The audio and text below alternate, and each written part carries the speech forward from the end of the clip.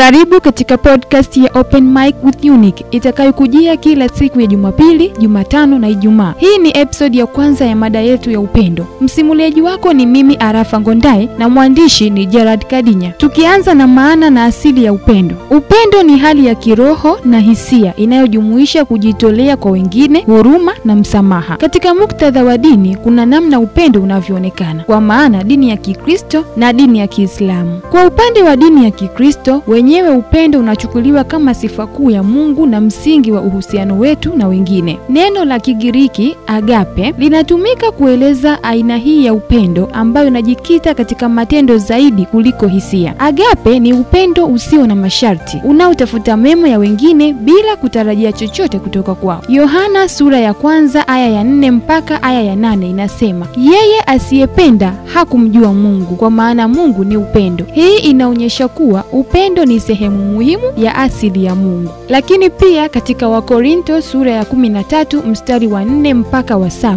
kuna maelezo ya kina kuhusu tabia za kweli za upendo. Upendo huvumilia, hufadhili, upendo hauhusudu, upendo hautakabari, haujivuni. Kwa upande wa pili, yani Qur'ani, kitabu kitukufu cha Waislamu, kina maelezo mengi kuhusu upendo, hasa katika muktadha wa uhusiano kati ya Mungu na wanadamu pamoja na uhusiano wa binadamu kwa binadamu. Katika Qur'ani, upendo wa Mungu Allah Subhanahu wa Ta'ala kwa wanadamu unasisitizwa sana. Allah anajulikana kama Ar-Rahman na Ar-Rahim, ambayo yanamaanisha mwingi wa rehema na mwenye kurehemu. Hii inaonyesha kwamba upendo wa Mungu ni huruma na msamaha. Sura Al-Baqara aya ya 2 mstari wa 165 inasema kuwa, na miongoni mwa watu wako kuna wanaowapenda washirika sawa na wampendavyo Allah, lakini wale walioamini ni wenye nguvu zaidi katika upendo wao kwa Allah. Aya hii inaonyesha umuhimu wa kumpenda Mungu zaidi kuliko chochote kingine. Sura